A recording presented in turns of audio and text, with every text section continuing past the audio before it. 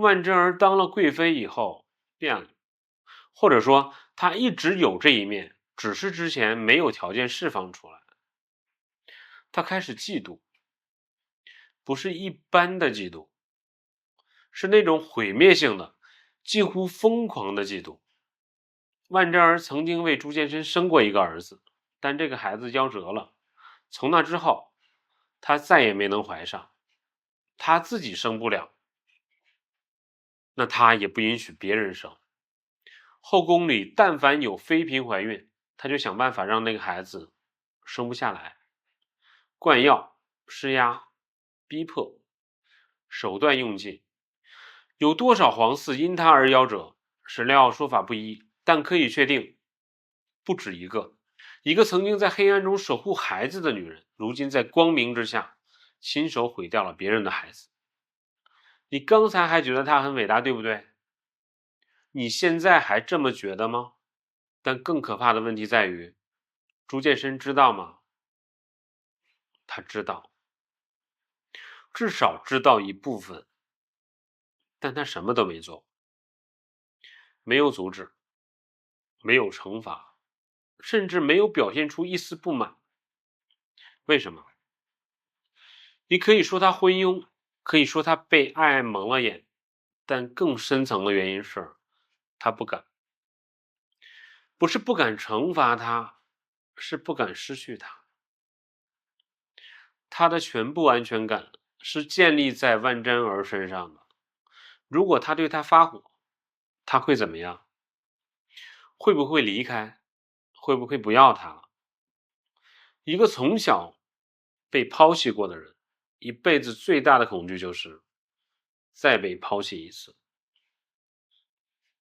所以他宁可当睁眼瞎，宁可看着别的女人受苦，宁可看着自己的骨肉不保，也不敢跟万贞儿说一个不字。这不是爱，这是一个被童年创伤绑架了一辈子的人。但命运这件事儿，就是喜欢在绝处留一条缝。1470年前后，一个姓纪的宫女悄悄怀了孕，万贞儿发现了，派人送了堕胎药，但那个送药的人回来报告说，不是怀孕，是肚子上长了个瘤子。不知道是这个人动了恻隐之心，还是命里该有这一劫。总之，季氏活了下来，孩子生了下来，然后被偷偷的藏了起来。太监张敏冒着杀头的风险，把这个孩子藏在了后宫的角落里。被废的吴皇后也参与了保护，她在冷宫里偷偷养着这个婴儿，整整6年。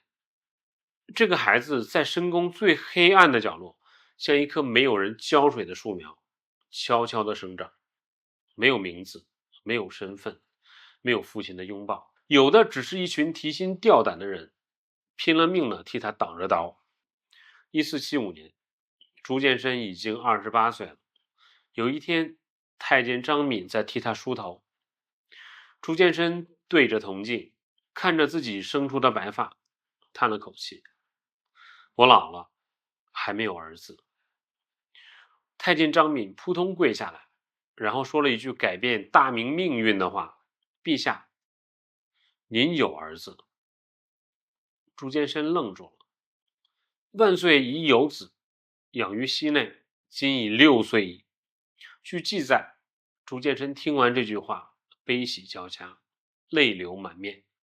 他立刻派人去接一个6岁的男孩，被领了出来，胎发没有剃过，长长的头发拖在地上，瘦弱苍白，但眼神明亮。朱见深看见他的第一眼，史书写了4个字儿：抱至膝上。把这个孩子抱起来，放在自己的膝盖上，然后哭了。一个皇帝抱着自己6岁的素未谋面的儿子，在龙椅上嚎啕大哭。他终于当了一回父亲，虽然迟了6年。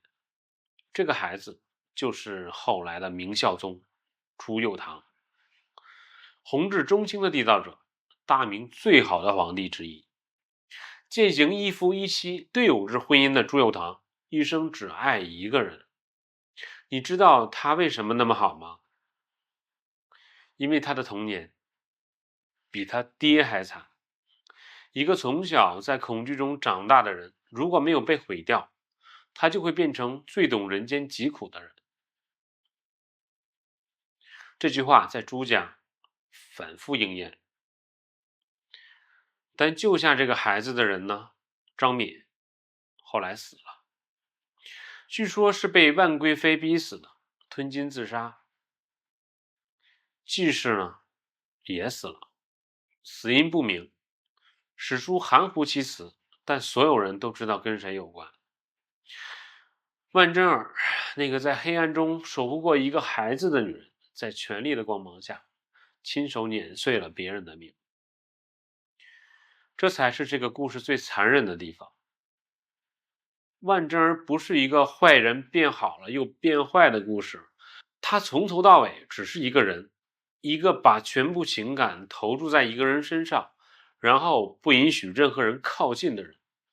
他对朱见深的好是真的，他对其他人的狠也是真的。这两件事儿并不矛盾。